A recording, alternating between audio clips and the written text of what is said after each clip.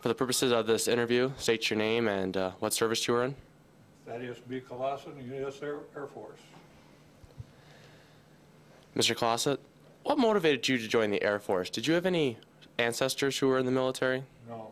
Well, yeah, I did too. Well, a couple of my uncles were in World War I.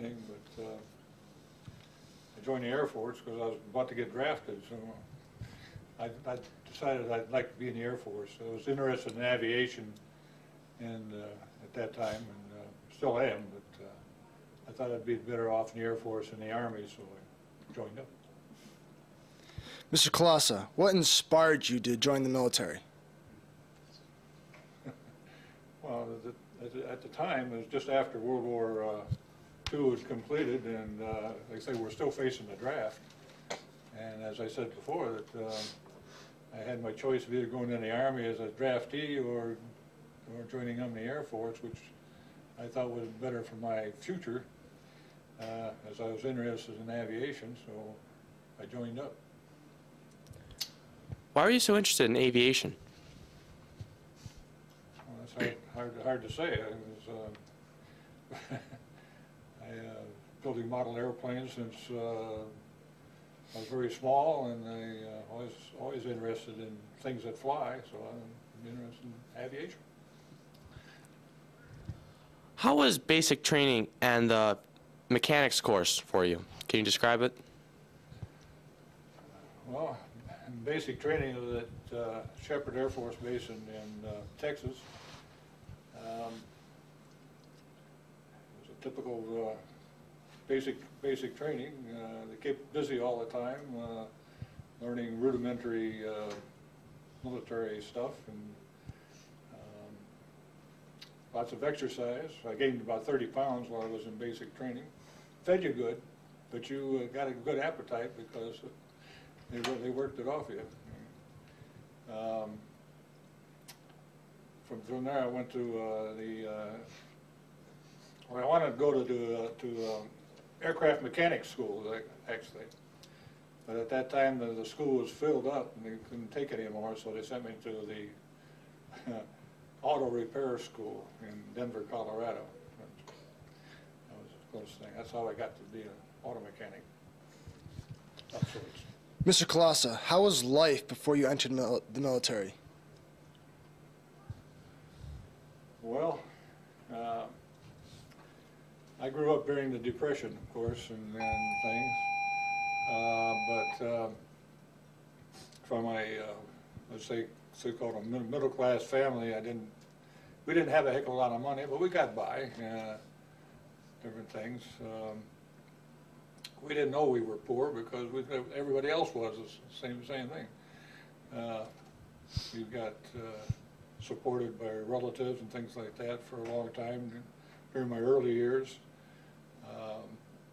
Going into I always worked with, as soon as I was able to work, I worked different places, food stores and soda jerks and things like that. We got by. Moving back to the mechanics, can you describe the work you performed while a mechanic at Hobbs Air Base? Hobbs? Okay, we went, I was a member of an organization from Kelly Field, Texas. I went to Hobbs to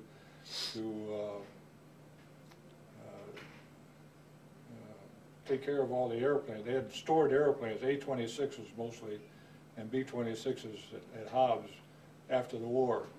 They were as a graveyard, so to speak. What they were doing was taking the airplanes out of there, moving and flying them to a base in California where they were being chopped up or anything. But our job was to get those airplanes ready to fly, which was kind of tricky because they've been sitting there a long time, and they had to be unpickled and all that kind of stuff. The motor vehicle squadron, I went to the motor vehicle squadron, and there weren't too many motor vehicles to work on. So we had more mechanics than we had need for. So for part of the time I was at Hobbs, our first sergeant, bless his soul, kept us busy by instituting basic training again for us. But after a while, we all got a chance to work on the airplanes, and I was a rigger inspector for a while, making sure all the cables and everything were in good enough shape so that the airplane could fly out of there. It was a one-way trip out of there for the airplanes. Can you describe what you meant by unpickled? I mean, what does that mean in the aircraft? All the engines, for instance, had a preservative pumped into the engine so they wouldn't rust. Different parts of the airplane were sprayed with a preservative so that they wouldn't rust or decay or be corrode or something like that. So our job was to take all that stuff off of there and get them ready to run. And like I say, my particular job when I was working on airplanes was to check all the cables, make sure there wasn't nothing frayed, and then they were in good shape and tight enough. There were certain specifications of how tight they had to be, so I had to go around with a meter and check all those things. That was what we did. We unpickled them. Mr. Calasa, how was your experience in Japan? Well, it was enjoyable. I enjoyed being in Japan. It was a real different situation. I went over there in the 48. I was part of the motor vehicle squadron. I was doing automotive mechanic work for a while. And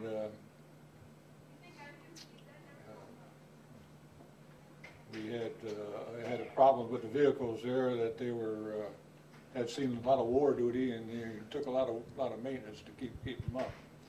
We had we did employ a lot of Japanese mechanics in the area to help us out with those things. It was an interesting thing. Why did you volunteer for overseas duty in the first place, or were you sent there? I mean, I didn't exactly volunteer. Well, for overseas duty? Yes. I just wanted to see part of the world.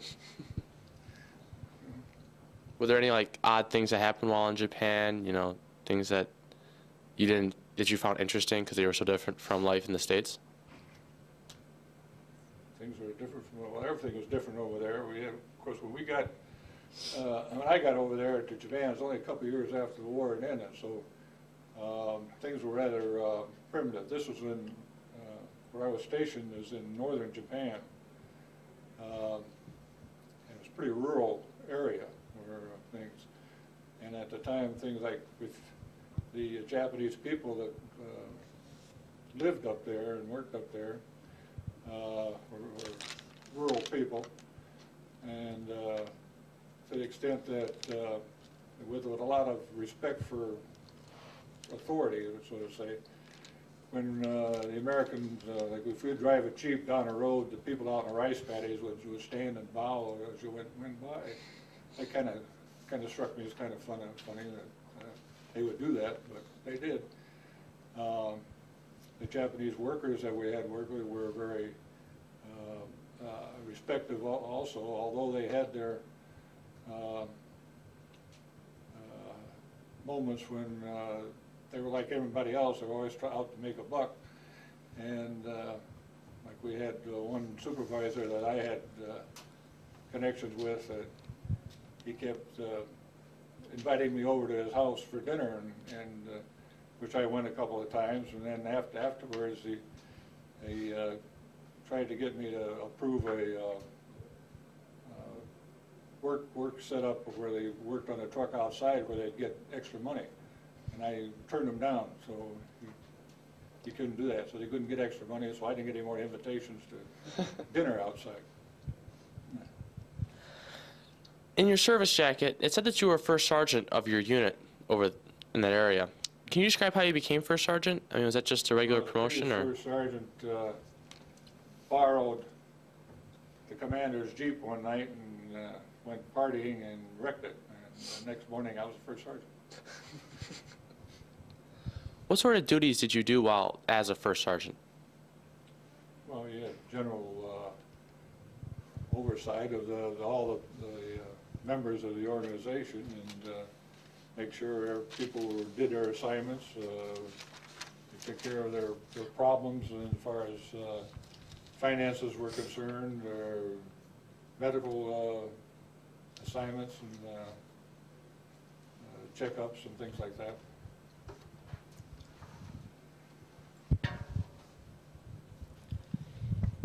In Japan, you stated that that you had a lot of vehicles that needed repair but not enough supplies. So you had to develop an ingenious method to repair these vehicles. Could you elaborate on this? Yeah, well, for instance, we didn't have a lot of spare part backup, so one thing, we had a very crackerjack person there that worked out of a field van to make parts. He was a great machinist, and he made a lot of parts that we needed, especially bearings for the front end of the Jeeps. But in one case, we had a vacuum tube going to a carburetor in a 2.5-ton 6x6 truck that we didn't have a part for. So I went over to the aircraft maintenance shop and scrounged up enough fittings to make it work. Well, what it turned out was something like a Rube Goldberg thing. We had pipes going like this and like that, but in order to get the right fitting to the right spot, and it worked. Our shop officer thought we were nuts, but the vehicle got out the door and worked, so that's all that counted. Mr. Calasa, where else were you stationed in Japan besides the northern region? I was only actually stationed at Misawa, northern New York. I passed through, got over there in Yokohama when we landed at first, and then we went from there up to Misawa. I stayed there the whole time until we went to Korea. When you went to Korea, you said that you were assigned in Daegu. What was it like in Daegu? Well, Daegu at the time was the outer perimeter of the Busan perimeter, which we were just starting to move out of. In fact, when we moved from the port of Busan up into Daegu with our vehicles, there was an army unit at Daegu that was preparing to move out, advancing against the North Koreans and Chinese or whatever. And it was conditions there were pretty primitive as far as living thing. Latrines were field latrines. There was a pipe in the ground.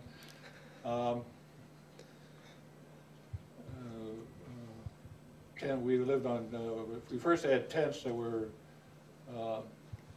stretched over some foundations, building foundations, that the foundations were larger than the tents, and when it rained, we got flooded out. If you've seen MASH, MASH on TV, it was something like that. Tent city with tent buildings and things. But, we survived. In your service jacket, it said you performed many certain duties over there, including being a Special Orders Section Chief. What was that job like? What was that? Well, the Army runs on special orders. Army Air Force or all military runs on special orders. Any movement by personnel, troops, advancements, awards, what have you, has to be documented by a special, what's called a special order or an order. And it was my job to see that these orders were published and correctly and gotten to the right people. Mr. Kolassa, from the paperwork I've seen, you became a lieutenant. Well, you became an officer. What motivated you to go for OCS? Well, I wanted to advance myself in my career. I had decided that I was going to stay in the Air Force for at least 20 years. And the opportunity came up. They were looking for candidates for officer candidate school. So I'd give it a try. And we had to get interviewed and pass some tests and things like that. And I qualified and went to OCS. Was it really, how difficult was OCS? OCS is Air Force OCS. That is a kind of a condensation of West Point and the Naval Academy and all that. When you start out as an underclassman, you get harassed a lot, and you have to toe the line for a lot of things. You have to learn a lot of things in a hurry, and you either learned them or you didn't make it. So, we had a few people that couldn't take the constant harassment, but if you could get through that, you were all right. After you completed OCS, it said that you joined the Air Police. Why did you switch from being a mechanic to being a security officer? Because the government said they wanted a security officer. So you had no choice in the matter? No, my choice was administration. We have choices, and my choice was administration. But at the time, the exigencies of the service dictated that they needed more Air Police officers, they needed administrators, so I was assigned to Air Police School.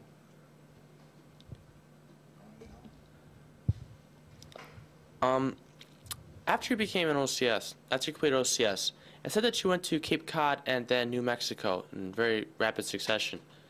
What was it like going from one place to another very quickly? At the time, it wasn't too bad because first I was single and just got married, so we didn't have any children to worry about, so it was easy to pack up and leave. My first station after being married was there in Cape Cod. Like I said, it wasn't much to do it. It was just service life. There's one thing you had to get used to being in a service was that you could move anytime. And as long as you didn't have school-age children like yourself that they were engaged in school activities and stuff like that, it wasn't too much of a problem, really, for me. Mr. Calasa, after New Mexico, where have you been stationed? After what? After New Mexico, where then have you been stationed? After New Mexico, well, in Hobbs, I was in San Antonio twice, at Kelly Field twice. I was in Pease Air Force Base, New Hampshire. I was in Cape Cod, like we were saying before.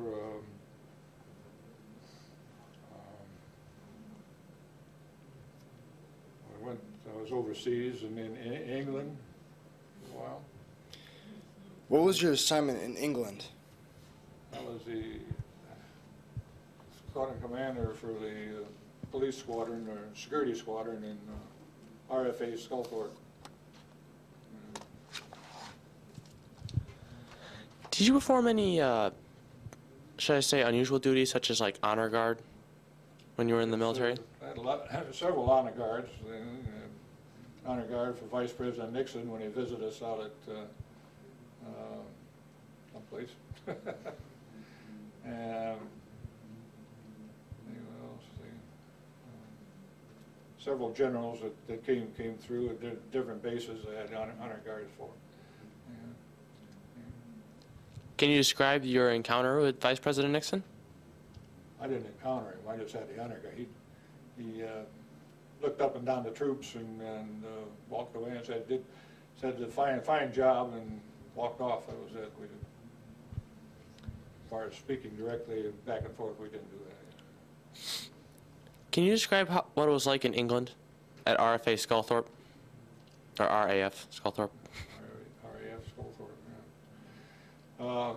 First of all, RFA, all the American bases, or where American people were stationed, are British bases. And they were British bases even at that time. And we had a contingent of 2 people, British officers on the base, that actually were in charge of the base. We were guests there.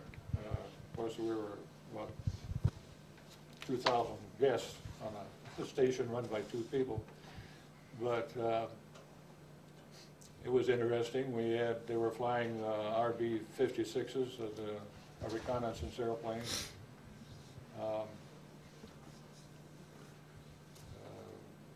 My particular squadron, we had a big sentry dog contingent there, which was interesting. The base was, of course, built during the World War II. We had a lot of dugout type facilities or things that were used for various purposes. Some of them that we didn't approve of, so we had to close them down. It was interesting. You stated in your service jacket that that you encountered Prince Phillip while being stationed in England. Could you describe that encounter? Yeah, he was up there at Sandringham. Sandringham was one of the royal palaces or quarters that they have throughout England, and it's not too far from RFA Sculthorpe. So we had one of our officers dining ins, which is a formal get-together, and we invited the prince over, and he accepted, and he came over, and I had to make sure he got escorted from off base onto the base. He was very, very cordial. He just stopped. He spotted our vehicle, and I wasn't in the vehicle, but he spotted our guys in the vehicle and said, "I guess you're waiting for me." He said, "Oh yes, sir, we are." So he said, "Okay, lead the way." So he's a very affable type of individual. And during the dining in, of course, he gave a speech, and he talked for maybe half an hour without saying anything really specific, but of course he's brought up in that type of atmosphere, and he was very interesting. He didn't say a lot. Mr. Calasa, in your service jacket, it states that you've been to Griffiths Air Force Base here twice. Yes. Has anything changed? Well, the buildings, of course, have changed. The buildings at the barracks area that I was in the first time I was here are no longer here. Those were wooden buildings. Those have all been torn down, because you now have all the brick barracks and things like that. When I came here the first time, this was a storage area for vehicles. This is how I got up here first. I was still part of a motor vehicle squadron, and we came up here to take all those vehicles and unpickle them again, and send them wherever they went to. I don't have anything. Also, the warehouses here were stuffed with surplus gear of all different sorts, and we had to sort that stuff out and ship that out to whatever. After you were stationed at Griffiths for the second time, actually, let's focus on that. When you were at Griffiths for the second time in your career, what were your duties? I was the squadron commander of the security squadron for SAC. We were up on SAC Hill. My duties were to see that the security of the bombers was done. I had about 200 troops under my command. working about 4 shifts, around the clock security. That's about it. Did you ever have any security like security leaks or close encounters? You know, with The third kind. well, no, I mean, but did like anyone try to breach security? Were there any like? No, we had a few incidents where anti-military people tried to get on the base or tried to get into our area. They never made it in our area, but they did manage to damage a B-52 that was parked for maintenance out here on the Griffith side of the base, outside the SAC area. They didn't, well, they came close to try and get into the SAC area a couple of times, but they didn't make it too far. Your service jacket indicates that when you left Griffith, you went to Pease Air Force Base. Can you tell us what it was like up there at Pease? Oh, Pease, New Hampshire is very nice base, facility-wise, area-wise. They were, I had, again, had the squadron up there. We had another 200-300 people with a big dog contingent up there. It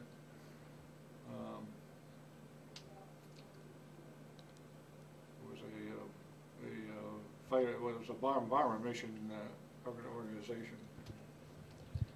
You keep referring to a big dog contingent. When you mean that, do you actually mean a big dog as in a German Shepherd, or is that just an in-joke? Big in numbers. They were all German Shepherds, but we had 30, 40 dogs. That's a lot of dogs to keep track of, things like that. Mr. Calasa, what was your duty at Pease Air Force Base? Well, I started out as a squadron operations officer, and later was a squadron commander.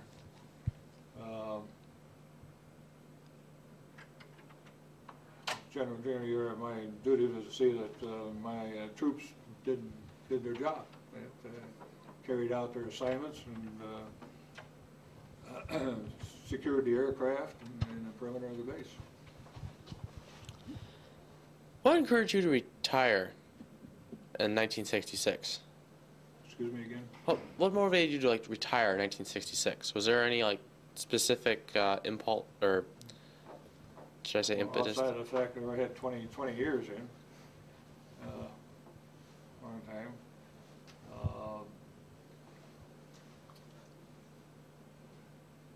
I was, let's see, was in SAC at the time. There were a lot of motivating factors in there. I was in Pease. I didn't have my family there at that time. There was just a lot of motivating factors. Basically, I'd run my 20 years and thought it was time to go.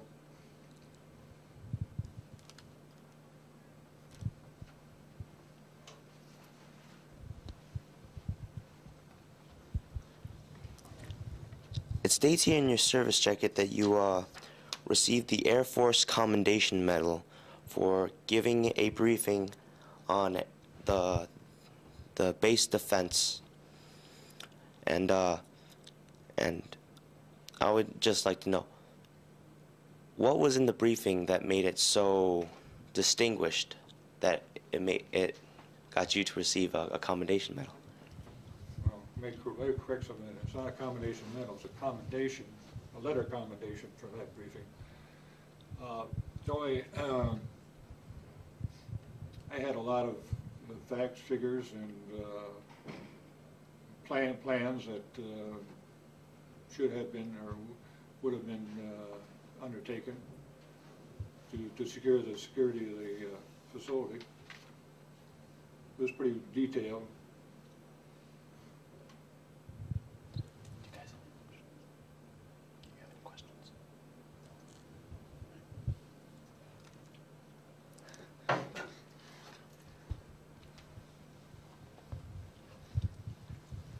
What was the most inspiring thing that you saw during your time in the service? Well, I think what inspired me most is the willingness of common, ordinary people volunteering for and doing real good jobs when in the face of adversity. You know, overseas, in Japan and Korea, and here in the States, where you see people that you think, well, this guy's never going to amount to much, but when it came down to basic things, they performed quite well. And, I was really appreciated the fact that a lot of the people that worked for me did such a great job. Really. You said after OCS you became a second lieutenant, but then there was something about the regular Air Force, and when you graduated from OCS, you weren't actually in the regular Air Force yet. No. Can you tell us what the difference was between the regular Air Force and this like waiting period? Well, the regular Air Force is something like compared to like getting tenure as a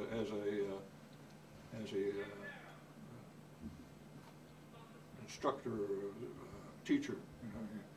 In other words, they can't, they don't. They can't, but they can't fire you, so to speak. When you're just a reserve officer, now this is different than being reserved in the reserves. This is a reserve officer. You are subject to reductions in force at any time. You know, and there were a lot of those, especially right after World War II, where they had a surplus of officers. When they say, well, we're going to cut out so many officers because we don't need them anymore. If you're a reserve, you're gone. If you're a regular, you stayed. So if you wanted a long-term job with the Air Force, you went regular. It also meant that they could call you back anytime. In fact, I could probably still be called back if things get really desperate. I mean, really desperate. Do you feel satisfied with your career as an Air Force officer? Oh, yeah. It was one of the smartest things I've ever done in my life was to stay in the service and become an Air Force officer. Mr. Calasa, do you still stay in touch with any of your previous comrades? Comrades in arms? Yes, sir. Unfortunately, no. Several of them have died. Some of them just got out of touch. At the present time, well, I take that back. There's a lieutenant who used to work for me. He's out in Washington. We still exchange Christmas cards and things like that. That's about it.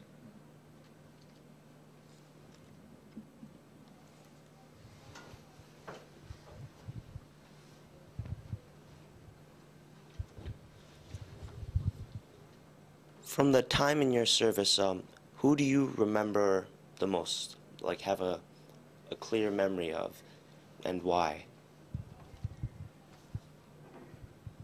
Well, several people, actually. Number one, the first sergeant we had at Hobbs, when I was still an airman, Sergeant Smith, he was a typical old-time first sergeant. Very strict, very fair, kept us moving all the time, occupied. He really looked out for his troops, even to the point where he had to teach somebody, a couple of people there, and at the time he had to teach them table manners, how to use a knife and fork, actually. I mean, it's true. It's people out of the backwoods. They were good guys, but they didn't have the social graces, so to speak. In fact, to this day, still, when I'm making my bed at home, I always remember Sergeant Smith checking beds. And if you didn't make it right, you were in trouble. I was in trouble a lot of times. In fact, I thought for a while my last name was Pots and Pans, because when he didn't like the way I made my bed, he would sign me to Pots and Pans in the mess hall. So it was always Calasa, Pots and Pans. That was me. After a while, a couple other people one of them was General Momyer, William W Momyer, Spike Momyer. He was a fighter pilot during World War II, but he was the commander of a couple of wings there at, when I was at Clovis Air Force Base in New Mexico. He was one of the most inspiring and intelligent and persons that I've ever met. He went on to get 4 stars later on over Vietnam. Quite an individual. He was only a real short guy, but he was a lot of person. Another was the commander I had. Commander we had here at Griffiths, 416 Bomb Wing, Robert G. David. He is another inspiring type. He was one of the types that if he said, let's go attack anything, you'd go with him, because you just believed in what he was doing. Very inspirational type of individual. Okay, we're going to stop right there because we're running out of tape.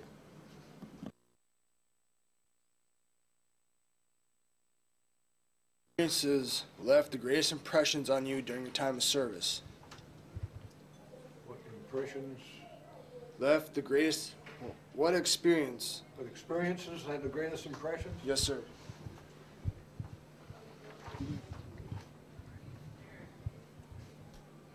Well, a lot of experiences. I guess being over in Japan and Korea were practically the biggest experiences of my tours. Being in a foreign country and being in a war zone there, so to speak, was an experience that you don't run into every day.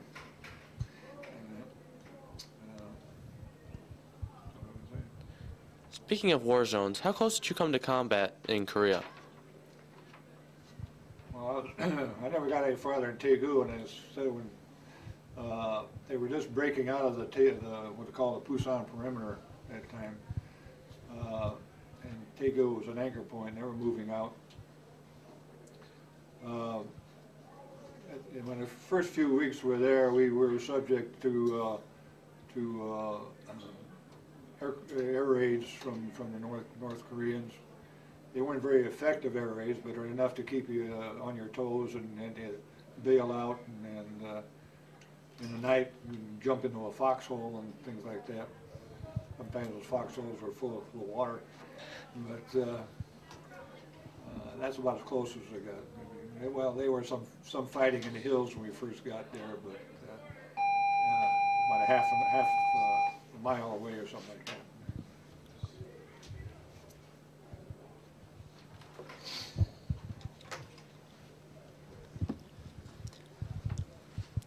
I see that you are highly decorated. Could you elaborate on the medals and ribbons that you received during your time in the service? I think I'm highly decorated, but 2 decorations. There's between decorations and service medals. Yeah, the Air Force Commendation is decoration, and the Army Commendation, those are decorations. The Army Commendation I received for my service in Korea, and the Air Force Commendation is for, I received that when I retired for service. The rest of these, you have the World War II victory, the good conduct, Japanese occupation, and whatever that is. National Defense. Yeah, that's what These are United Nations ribbons, Korean Service, United Nations Service ribbons. We had presidential unit citations. This is a Korean presidential unit citation. I'll lose that thing yet. And this is the Air Force presidential unit citation.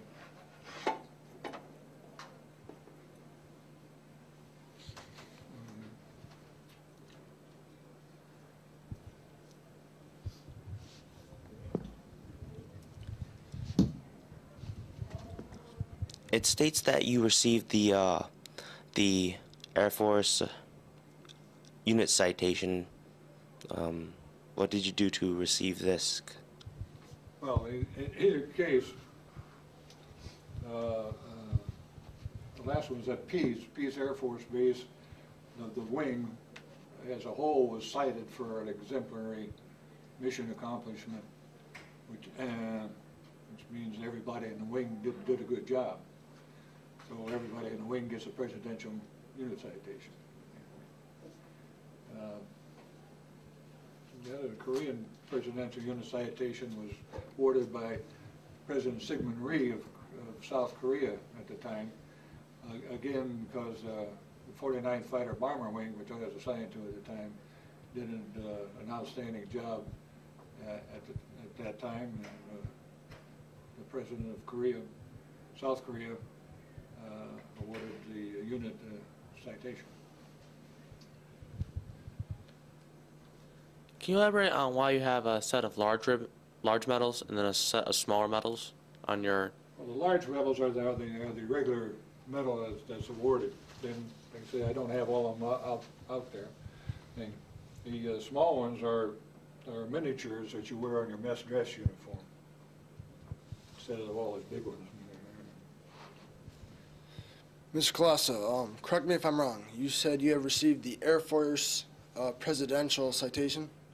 Well, what did you do to receive that ribbon or that medal, that award? This is at Pease Air Force Base. So this is the wing as a whole there. Like I say, did a very good job for over a certain period of time, and was awarded that ribbon.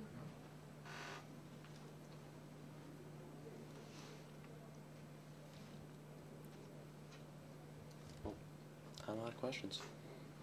Okay. Anything you want to say? No. Thank you very much. All right, then. Thank you. Thank you, Mr. Calasa.